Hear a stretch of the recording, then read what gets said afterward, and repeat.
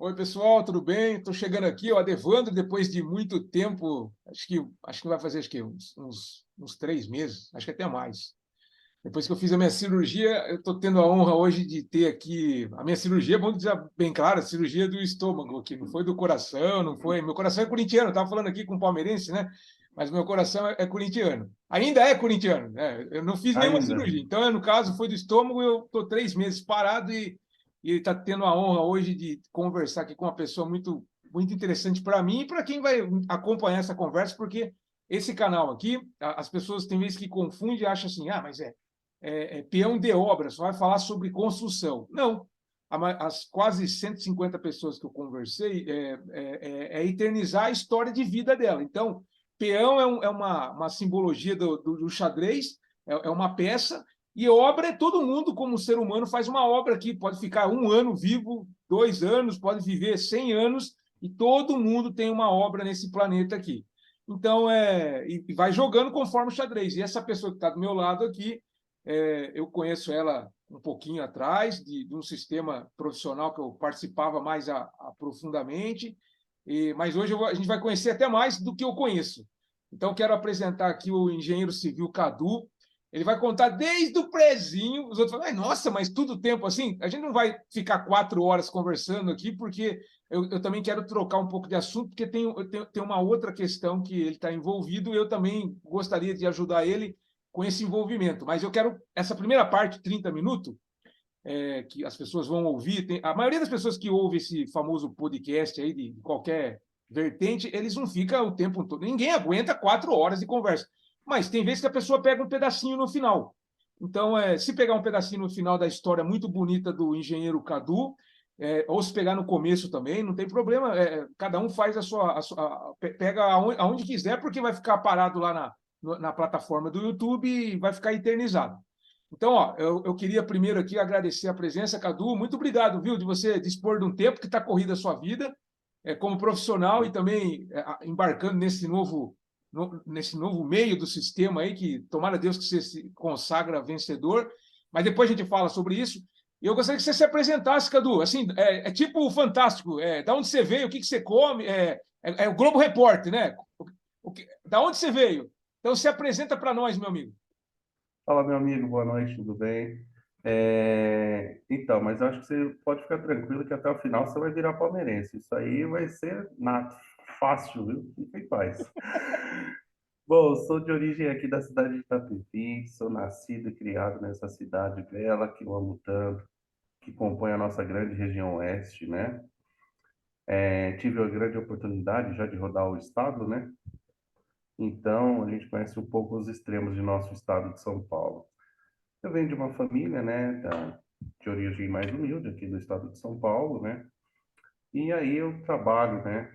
Já trabalho em vários ramos, né? Vamos se dizer assim, né? Até para chegar no ramo da engenharia, já trabalhei como técnico de informática, já trabalhei em bazar, já trabalhei em vários ramos na nossa vida, né?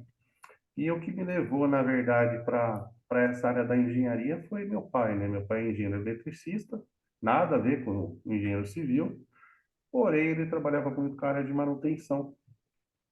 E aí, nesse meio dessa área da manutenção, eu tinha muito contato com essa parte de obra, gostava muito dessa parte de obra, trabalhava na execução de muitas fases, né, da obra também, que eu costumo dizer que o bom engenheiro é o que põe a mão na massa, né? Então, eu tive essa oportunidade de aprender colocando a mão na massa em vários trechos de obra, né? Então, com isso aí, eu fui gostando dessa parte nossa da engenharia aí, fui me adaptando, ganhando um pouco agregando conhecimento. Tem um grande amigo do meu pai que foi o nosso vice-prefeito da cidade, foi prefeito aqui da cidade de Itapevi também, que trabalhavam juntos, né? Que é engenheiro civil, e aí acompanhando ele também. E aí fechou o casado, aí pronto. Aí foi para onde eu optei por essa área da engenharia civil, né? Fácil não foi, porque na época era um momento bem difícil, né, financeiramente. Então, não era. Hoje não posso dizer que é fácil, mas é mais fácil do que antigamente. Porque hoje você tem muito acesso à internet, né? Então, para você conseguir a informação, basta você filtrar, você consegue buscar, né? E antes não, bicho. Antes você tinha que se debruçar na biblioteca e ficar lá sábado, domingo, feriado. Então era bem puxado. Tinha que trabalhar bastante para pagar a faculdade, que era difícil conseguir bolsa, né? Era bem puxadinho. Hoje, graças a Deus, aí você tem bastante métodos aí para conseguir um auxílio, né? E aí foi uma caminhada bem árdua, trabalhando durante o dia, né? Eu trabalhei em construção de prédios de CDHU na cidade de Barueri, 16 blocos CDHU. Depois fui para uma construtora em São Paulo, na Lapa, na verdade, onde estava construindo um método construtivo inovador, que era um prédio de 12 pavimentos, né? A Pio 11 com a Avenida João Ones, a Rua João Ones na Lapa, onde a área externa era de alvenaria e a parte interna era toda em drywall, coisa que no Brasil ninguém tinha. Então era o primeiro prédio a ser feito no estado de São Paulo, que na época houve uma dificuldade com o banco depois para financiar, porque o pessoal chegava, batia na parede e falava, não, isso aqui vai cair, isso aqui não serve para nada. Até que um banco e aceitou essa proposta, né, dessa nova metodologia, e aí foi que eu comecei a engrenar nessa parte de prédios, né? Então, nesse período foi um período de estágio que eu estava, né? Então, eu trabalhava como estagiário nessa área, ia para a faculdade, voltava à noite e ainda arrumava computador Caramba. durante a noite, para completar a renda, né? Da faculdade, que não era barato os livros de cálculo. É o que Então, acontece hoje, Cadu. Os meus alunos, muitos têm outro serviço e para você continuar estudando, acontece que não é nem com os meus alunos, é com os alunos de uma maneira geral, né? Tem outro ofício e para se manter no sonho que quer fazer para o resto da vida, ele vai galgando espaço até fazer igual você fez. Até abrir uma construtora. Você abriu uma construtora, hoje eu tenho, na verdade, assim, essa consultora ela já existia com meu pai como uma empresa de manutenção, né? certo? E aí, quando eu me formei na área de engenharia civil, aí eu transformei ela numa construtora. Desde então, nós temos ela aí como construtora já. Estamos operando no mercado com ela já como consultora há mais de 12 anos, né? 12 anos, não, 15 anos, desculpa, como construtora. E a empresa já é aberta há 27 anos. Para você ter uma ideia, né? Hoje no mercado, dificilmente você acha uma construtora que não tem um processo civil ou um processo trabalhista. Graças a Deus, a nossa empresa não tem nenhum e nem outro, e nem de acidente de trabalho. Que bom. Então, graças a Deus, a gente tenta seguir todos os critérios, né, para poder atender as pessoas da forma que a gente gostaria de ser atendido, né? E tratar o colaborador como uma pessoa realmente que é da família, né? Porque, infelizmente, hoje a gente vê que o mercado separa isso, né? E aí trata a pessoa como um objeto, né? Um número. Você, E a gente você, sabe que desculpa, você falou, Cadu, assim, a palavra família e colaborador. Eu lembrei aqui, eu entrei nesse mundo da construção civil porque eu me encantei. Assim, uma certa vez eu trabalhava acho que eu era o quê? Menos de adolescente. Eu não era criança também, que você não vai falar que era trabalho escravo, né? Mas eu era adolescente, de criança para adolescente, nem sei qual que é a terminologia, mas eu conheci um pedreiro, chamava Pedrão, acho que é Pedrão, o nome dele é Pedrão. Ele me deu um escalímetro, eu pensei que o escalímetro era uma baquete lá para bater em bateria. Eu pensei, eu não sabia que era um escalímetro, né?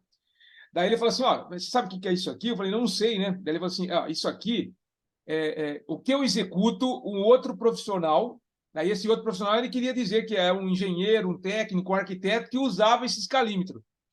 E daí, para moral da história, depois eu me formei nessa área. Aí eu encontrei ele, belo dia, eu encontrei esse Pedrão aí, e infelizmente, acho não, acho que antes da pandemia ele faleceu, mas eu me encantei porque o mundo da construção, Cadu, você consegue encontrar, conversar, desfrutar de conversa com gente que não sei como que eu vou dizer, vai lá na NASA e com gente que tem o pé no chão aqui, que constrói as nossas casas. quando você se reúne para fazer um churrasco, eu me lembro que eu me encantei no meu primeiro estágio, Cadu, de ver um engenheiro assim, top lá, formado, sabe, aqueles PhD, não sei da onde, junto com um engenheiro, junto com um pedreiro, que é o que a gente. Não é nem questão de depender do pedreiro, é uma função fundamental na construção civil, né? É Sim, fundamental. E eu vi que converge as conversas, não importa se o cara tem mais instrução ou menos instrução, os dois tendo respeito, parece que as coisas eram assim, sabe? Me passa aqui a colher, me passa o frango aí, me passa a picanha, quer dizer, acho que naquela época não tinha picanha também. Mas mas era assim, uma coisa, eu me encantei por causa disso. A construção civil me dá uma coisa que eu gosto muito. Eu queria saber de você, Cadu, por que você, além do seu pai, que acho que é a figura maior, mas você viu isso aí que eu vejo, assim, você viu, assim, que a construção civil dá a chance de a gente estar com a pessoa mais lá em cima, de instrução no mundo, e a pessoa que está lá embaixo, só que não perde a essência de respeito pelos outros. eu concordo com você. É lógico, né? Depende muito do berço de cada um. Porque existem, logicamente, profissionais que acham porque têm o título de formação, eles são superior a todos, né? E existem os outros que não, que eles têm essa concepção de que a aprendizagem vem de todo lugar. Você está aprendendo o tempo todo, né? É igual voltando aí à questão de quando eu era mais jovem. Ué, eu aprendi a colocar cerâmica com quem? Com o pedreiro ou com o engenheiro? Com o pedreiro. Com quem que eu aprendi um traço de massa? Com o engenheiro ou com o pedreiro? Não. A dosagem foi com o engenheiro, mas fazer o traço de massa foi com o pedreiro, com o ajudante. Então, eu acho que a gente tem que ter esse senso da humildade de estar sempre aprendendo, independente se é o cara mais top ou o cara que está ali no, vamos dizer, no chão de fábrica, né? Que a gente costuma dizer. E outras são histórias assim que você tem que ter o feeling, logicamente. Vou te dar um exemplo dessa obra minha da Lapa, né?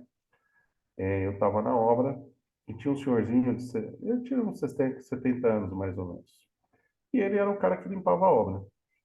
Um belo dia eu entrei na obra e o tiozinho chorando. Eu falei, mas o que que aconteceu? Não, nada, não, doutor, tá tudo certo. Eu falei, não, aquilo me incomodou. Subi na obra e o pessoal, não, ninguém falava nada, até que um chegou, não, sabe o que que é? É que o seu almoxerife tá cobrando uma bolacha do cara todo dia para poder vender bolacha na obra. E a bolacha do cara, ele usa para inteirar para pagar o aluguel da casa dele, e agora vai faltar.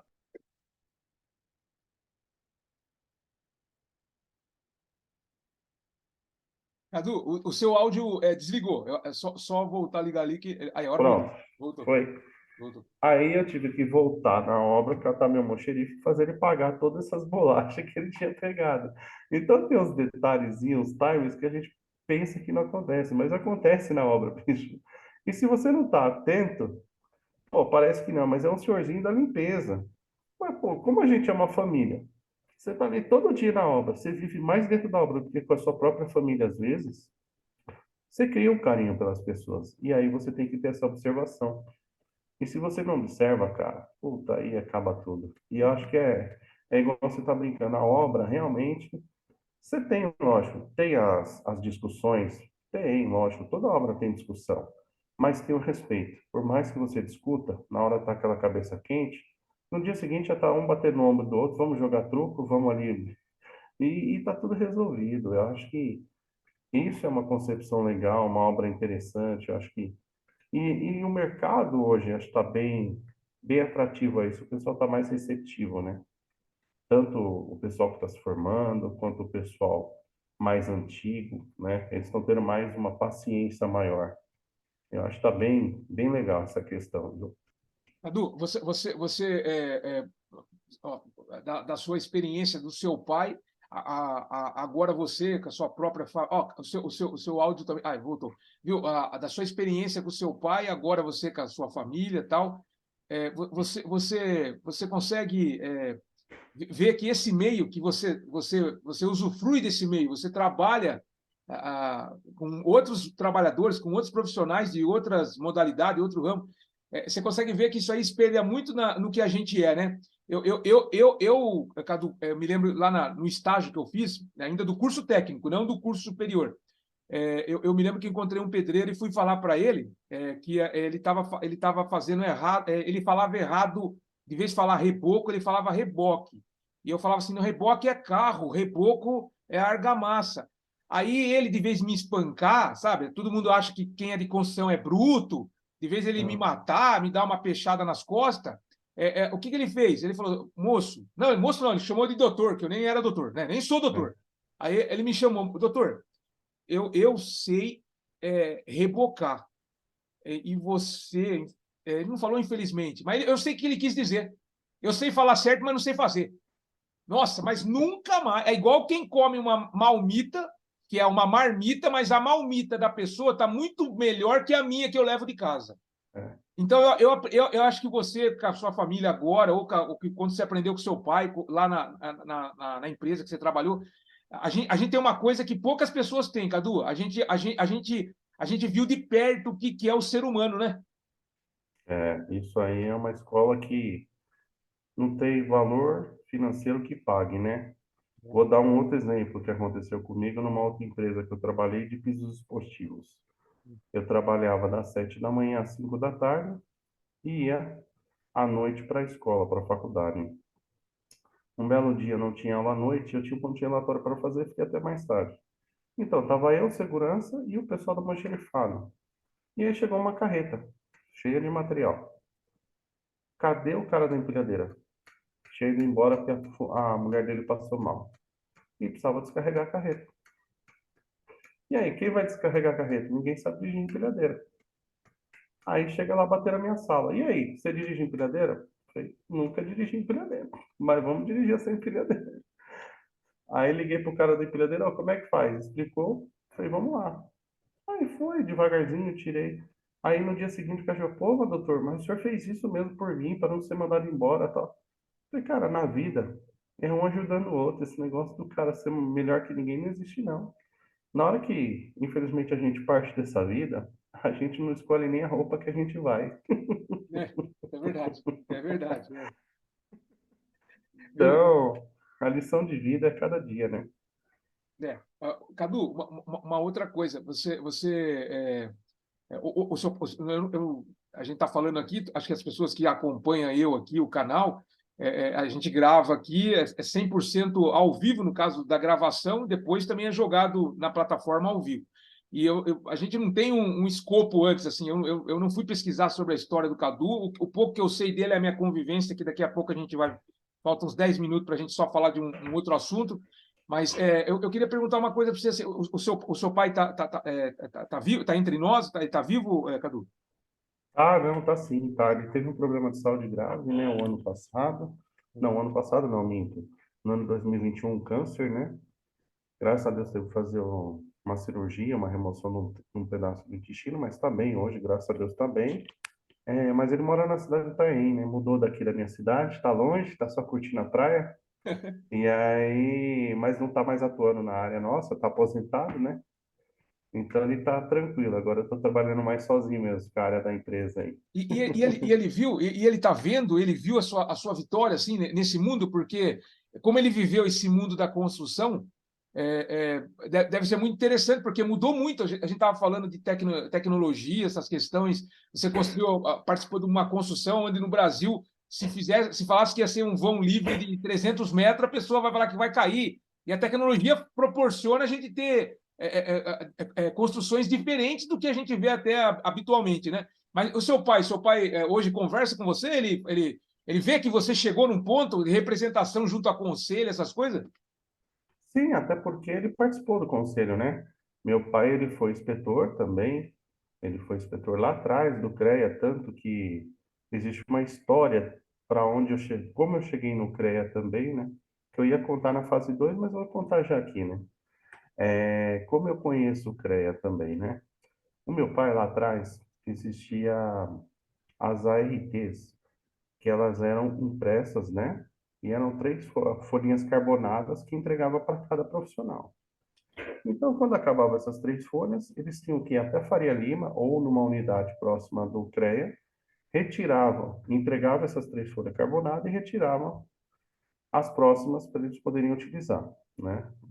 Então, eu acompanhei esse começo de vida do meu pai aí. Aí foi quando criou-se uma unidade aqui, ele começou a participar da unidade de Osasco. Aí eu comecei a frequentar bastante as reuniões, que tinha uma inspetoria lá, onde tem a reunião da CAF, né, uma Comissão Auxiliar de Fiscalização. Ele era um inspetor especial da nossa cidade de Itapevi e se representava lá em Osasco. Através disso, né, ele começou a... Tinha vários inspetores de outras cidades, Carapicuíba, Osasco, né?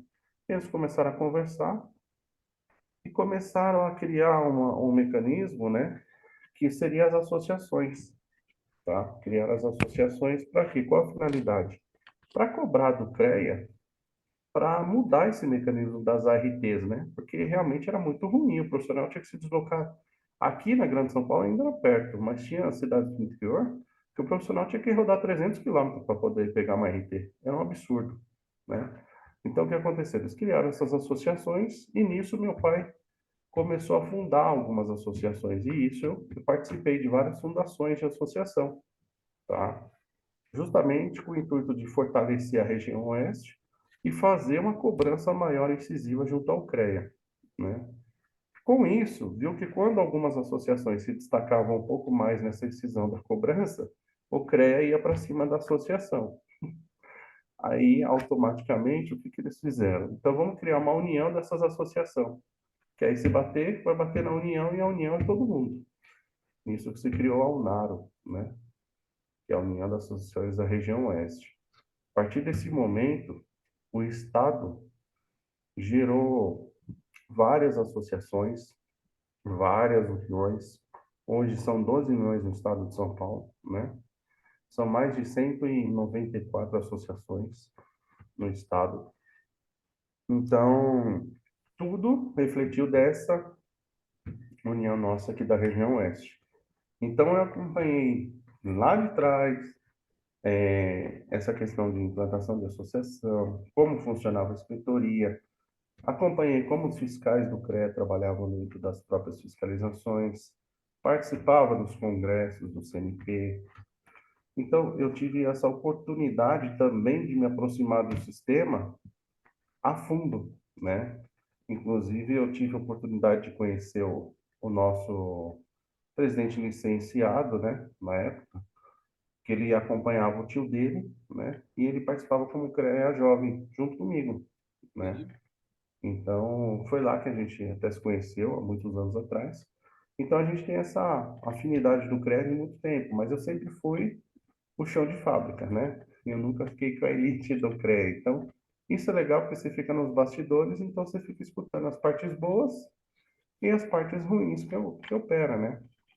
Então, isso foi legal, me deu uma boa escola do que poderia melhorar, né? Aprimorar isso. Acho que contempla bastante aí. Até por isso que eu me engajei aí nessa questão e hoje já fui presidente da minha região aqui por 2 mandatos, presidente da Associação dos Engenheiros de Itapevi, né? Fui coordenador da região oeste aqui também, tá? Então, por essa questão aí que eu fui me aprofundando junto ao CREA. E eu não falei também da minha formação acadêmica, né? Sou formado em engenharia civil, tenho pós-graduação em perícia e avaliação de imóveis, tenho formação também de especialização em transações imobiliárias, tenho também na questão de análise de risco de estado de futebol, tenho do meio ambiente, eu tenho vários cursos de especializações aí também nessa área da nossa grande engenharia, né? Também Bom, tive a oportunidade, depois de coordenador da região oeste, de ser eleito pelo Estado de São Paulo e nos representar em Brasília, como conselheiro federal, né? Na época eu compunha uma chapa com o conselheiro Vilhena, que era de São José dos Campos. Ele ficou por 2 anos lá, 3 meses em Brasília, ocupando o cargo de conselheiro federal. E aí depois eu assumi nos últimos 9 meses, aonde eu tive a oportunidade de participar também da Comissão Eleitoral Federal. Isso foi muito bom para mim e acho que para os profissionais, porque quando eu tive essa oportunidade, eu lembrei lá de trás dessas histórias que eu passei para você de experiência do CREA, e conseguimos aprovar junto com os outros conselheiros a eleição digital, que é o que vai acontecer nessa eleição nossa aqui. Então, isso foi de extrema relevância aí para a nossa profissão da engenharia. Fora isso, participei de uma comissão da CCSS, que ela cuidava, basicamente, resumidamente, de toda a parte financeira de todos os CREAs, CONFEA e multa. Então, a gente acompanhava as finanças, né, dos concertos. Então, a gente sabia qual CREA estava bom financeiramente, qual não estava, quais eram os CREAs de maior poder financeiro, que hoje, com certeza, é o CREA São Paulo, né? Hoje é um dos CREAs que tem maior recurso financeiro. Então, tive essa oportunidade. Tive a oportunidade também, nesses 9 meses aí, de participar da alteração da Lei 5.194, de 66, olha que absurdo, né? Nós fizemos uma emenda da lei, mandamos para os deputados federais, aonde vai, ajudar muito, muito as entidades de classe, os profissionais, mas acho que isso aí nós vamos entrar nos próximos minutos, né? Isso. Não, mas tranquilo, ó, a gente tem aqui, deu certinho o prazo, eu queria já, então, já engatar em relação, falando do sistema, mas a última questão, a pergunta da sua vida, que é o seguinte, assim, já na escola lá, quando você, o espelho era seu pai já estava no meio do meio da construção civil, porque a área de elétrica faz parte integrante da construção Da civil. civil, com Você não certeza. pensou em outra profissão igual eu? Queria ser bombeiro. Por exemplo, eu queria ser bombeiro sendo gordo, né? Aí um dia alguém falou para mim assim, não, mas eu falei, mas eu vi um bombeiro um pouquinho fora de forma. Daí ele falou, Evandro, ele não entrou gordo para bombeiro. Eu falei, mas assim vocês estão tirando meu sonho, né? Aí eu falei assim, eu vou entrar para a construção civil, igual eu conheci o pedreiro, o Pedrão lá, e daí eu fui para a construção civil. Mas você não pensou em ser, além de para a área de civil, não pensou fazer outra coisa, não? Não, na verdade é assim, não, eu era técnico de informática, É. né? Isso eu tinha curso certificado pelo Senai e tudo mais, mas eu Passou, passei batido aqui. A hora que eu pensei que você falou que curso de informática e tal, eu acho que eu não ouvi direito em relação que você fez um curso técnico de informática? no Senai. Pô, então Eu fiz estamos no falando Senai. de técnico para técnico, de graduado para graduado, de. Pô, na época do Senai eu Caramba. fiz. E também eu passei na Polícia Militar, né? Polícia Militar do Estado de São Paulo. Foi no ano de 2006, Ô, você fez 2005, por aquele aí. TAF? É TAF que fala? Lá no Caldeirão, lá na Meu, Cruzeiro do Sul. eu fiz para bombeiro, mas eu não passei, porque eu não consegui fazer o exame completo. Eu fiz para bombeiro. Foi lá na Cruzeiro do Sul, pô. Só que aí eu, na verdade, acabei saindo, desistindo, né? Por causa de algumas eventualidades que teve tanto também da engenharia, né? Porque não dá para você casar os dois, não tem É condição. verdade. É muita coisa, né? É. E aí eu acabei saindo fora, não teve como seguir aí, mas eu tive essa oportunidade sim, passei, e aí acabei abrindo mão dessa questão. Fiquei um tempinho lá no nosso Cruzeiro do Sul. Mas então, antes da área de engenharia, você soube o que é estar fora da área da engenharia. Depois que você entrou, o negócio contamina, não contamina? Ah, contamina, né? Esse vírusinho engenharia, essa área geociências, né? É Que é isso. uma área tão grande, tão devassa. E eu também tive a oportunidade de conhecer uma pessoa que trabalhava na área de perícia, que aí piorou mais ainda a situação, né? Porque aí ela tende ao infinito também, né? É. Então, você tem muita concepção técnica, você vai nos detalhes, né? Então, aí pronto, aí acabou. Aí o cabo ficou apaixonado, não largou mais o pé. Mas é Aí isso. pronto.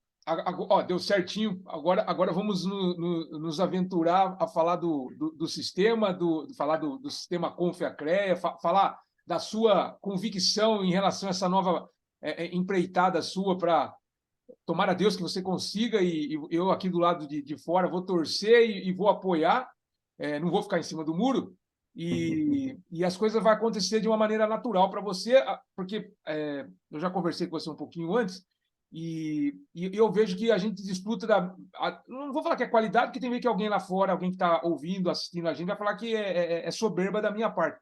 Mas eu prefiro ser feliz do que ter razão. E eu vejo isso em você, porque eu consigo ver qualidade, falando em política nacional, eu consigo ver qualidade na esquerda, na direita, eu consigo só ver qualidade nos outros. Ah, mas você consegue ver quem é ruim? Não, eu consigo, mas eu não estou aqui para ser juiz da causa alheia. Eu só quero tirar coisa boa dos outros. Eu vejo que você é assim. Então, sabendo que você é assim, Cadu, conta pra gente essa luta. Tem um começo, meio e fim. E esse fim pode ser que é no dia 17, no dia da eleição, 17 de novembro, mas tem vezes que não é o fim, tem vezes que pode ser o começo, porque ninguém sabe como que você pode encontrar o sistema, ou como o sistema pode encontrar você, né? Então, conta pra gente, ó, agora essa parte aqui a gente vai falar para quem é colega meu, engenheiro, para quem é técnico também, ou tecnólogo, mas não faz parte do sistema. Não, a nossa conversa, Cadu, é uma conversa tão franca que independe de questão profissional, se alguém está lá dentro do sistema ou não. É para as pessoas entenderem que você não está colocando seu nome à disposição de uma maneira assim, oba, oba, não.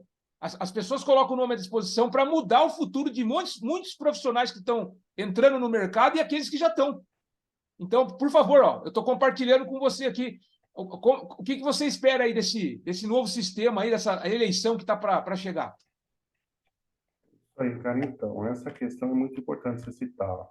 A questão da 5.194, algumas alterações que nós pedimos lá em 2021, que está para os deputados federais aprovarem, que é de extrema relevância para a nossa engenharia. Vou te dar um exemplo. Para que os recém-formados tenham desconto sucessivo até o quinto ano após sua formatura. Por quê? Cara, quando o cara se forma, ele não tem como pagar a anuidade de um profissional que já está formado no mercado. Ele tem que ter um desconto sucessivo. Então, que ele tenha um desconto de 70% no primeiro ano, 60% no segundo, até o seu quinto ano. A partir do sexto, ele paga integral. Vamos pegar os alunos que estão no quarto e quinto ano da sua conclusão de curso, vamos trazer ele para dentro do CREA, vamos dar o CREA para ele, o CREA de estudante, para quê? Para que ele tenha acesso às normas, que tem ao convênio de parceria com a BNT, que ele consiga ter os clubes de benefício, para que eles consigam ter acesso às entidades de classe, para conseguir ter mais benefícios, para que eles tenham uma chancela, para que as empresas possam contratar esses profissionais. Outra questão importante, os 10% de repasse para as entidades. Eu propus 16%, mas na época lá teve uma alteração, voltaram para 10%, que alguns CREAs não teriam condição de pagar, né? Pô, então, esses 10% vai estar no formato da lei, ou seja, se é o presidente A, o presidente B ou o presidente C, as entidades de classe vão receber esse dinheiro de qualquer forma. Então, ou seja, elas vão ter livre-arbítrio para colocar o presidente que elas quiserem lá. Não vai ter, infelizmente, o que ocorria antes de um voto de que a gente costumava apelidar como voto de cabresto. Se o cara não votar, a associação perde o dinheiro. Então, isso é de extrema importância também. Fora isso, tem assombreamento, tem maior transparência nessa questão do sombreamento de profissões que estava ocorrendo muito, ainda está, né? Então tem mais clareza nessas alterações. Que mais que eu poderia salientar para vocês aqui? A questão da eleição digital, eu acho que nem preciso sanar, porque eu acho que é de extrema relevância para a nossa profissão. Como é que um conselho de engenharia, que é da área de tecnologia, da geociência, a gente votar no papel? Isso é vergonhoso, né? Isso aí eu posso falar que é um sistema totalmente seguro, tá? Eu participei dessa questão. Todo o processo é uma empresa terceirizada que faz essa gestão do processo eleitoral, tá? Ela realiza esse processo para outros conselhos já, tá? Fora ela, existe uma auditoria externa, tá? E no dia da eleição, essa empresa ela gera uma chave que só o pessoal da Comissão Eleitoral Federal que tem acesso dentro do sistema para poder fechar a eleição. E para poder fazer a apuração, tem uma outra senha que só uma outra pessoa da Comissão Eleitoral Federal tem. Então, eles não conseguem mexer, tá? Então, é um sistema totalmente auditável, então é bem seguro, bem transparente. Eu acho que os profissionais têm que participar desse processo eleitoral, têm que mostrar, porém, tem que também pesquisar sobre os seus candidatos, né? Existem, infelizmente, algumas fake news que estão colocando aí, milagrosas, que não podem acontecer. Vou dar um exemplo para você, que eu já ouvi falar, já vieram me cobrar. Ah, você vai dar desconto na ART, na anuidade? Não pode, isso é uma lei federal, isso é um tributo, isso tem tributo, tem taxa. Então, isso não pode, é um crime tributário se eu fizer isso, né? Porque é um órgão público, não tem como, tá? Então, isso não tem como baixar. O que tem que fazer é tentar criar outros mecanismos. O que eu acredito é o seguinte: se nós valorizarmos a profissão, tá? Automaticamente isso se torna irrisório, porque o profissional vai ganhar dinheiro para pagar isso. E quem paga a RT não é o profissional, e sim o cliente, né? E isso é um documento que assegura tanto o profissional quanto o cliente. E, ao meu ver, é isso. E a anuidade é do profissional.